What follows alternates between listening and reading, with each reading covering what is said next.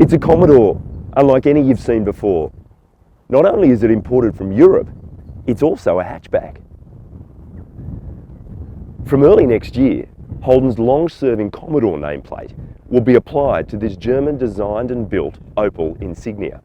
And the hatch door isn't the only big surprise. Under this bonnet sits a 2-litre 4-cylinder engine, driving the front wheels in a clear departure from the Commodore's V6 and V8 engine heritage. We're at Holden's proving ground at Lang Lang in southern Victoria to get a preview taste of this landmark model. Holden says its design and engineering teams have been involved in the new car's development from day one, with more than 100,000 kilometres already logged on pre-production prototypes here at Lang Lang.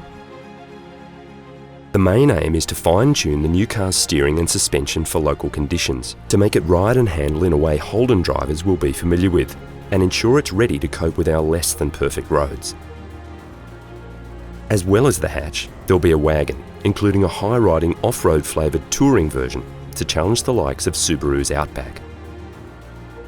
3 engines will be offered: a 2-litre 4-cylinder diesel or petrol driving the front wheels, and a 3.6-litre V6 petrol driving all 4 via an adaptive all-wheel drive system. All are backed up by a new for Holden 9-speed automatic transmission. The 2018 Commodore is smaller in all key dimensions than the sedan and wagon it replaces, aiming up at a raft of quality mid-size contenders like the Mazda 6, Ford Mondeo, Subaru Liberty and Toyota Camry. Although most of the small batch of prototype cars we're driving are still draped in various levels of camouflage disguise, one, a base example in plain white, riding on modest 17-inch rims, is completely unadorned. While the wide grille, slimline headlights and subtly sculpted flanks reinforce the design's aero influence, we think it looks contemporary but unremarkable. We'd argue the Mazda 6, in market for 4 years, still gives this yet-to-be-released contender plenty to think about in terms of design interest and personality. The interior design is built around confident horizontal lines and the cockpit is clearly oriented towards the driver. Large, clean surfaces enhance the feeling of space, and current Commodore drivers won't feel shortchanged. And in the back, there's heaps of space. I'm sitting behind the driver's seat, set for my 183cm height, and there's hectares between the back of the seat and my knees, and lots of room up top.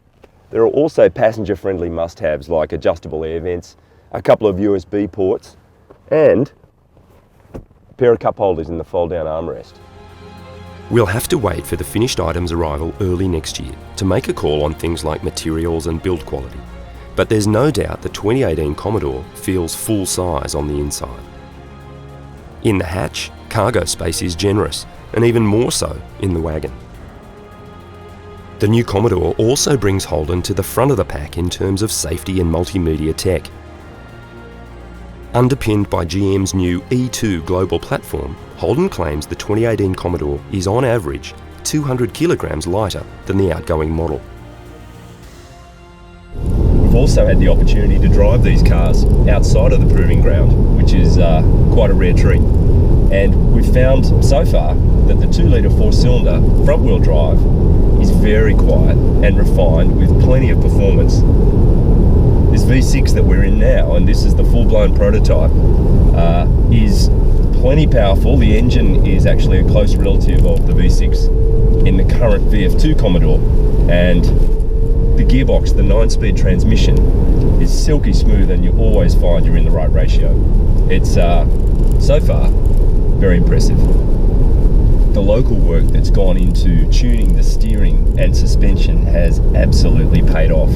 We got a chance to drive back to back in a car that had come from Germany and had remained unchanged, and then a tuned car, and the difference was quite dramatic.